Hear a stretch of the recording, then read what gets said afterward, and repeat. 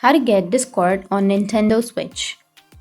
So if you want to get Discord on Nintendo Switch, then you will have two options: by using Discord on another device or using the Discord mobile app. So if you're using Discord on another device, then while playing your games on your Nintendo Switch, you can use Discord on a separate device such as a smartphone, tablet, or computer.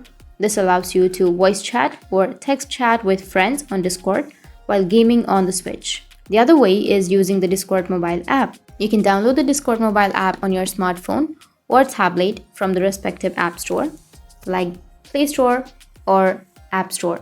Once installed, you can log into your Discord account, and here you will have the voice channels. You can simply go and join the voice channels or text channels to communicate with friends while playing games on your Switch. Now, the other way is by using the Discord web app.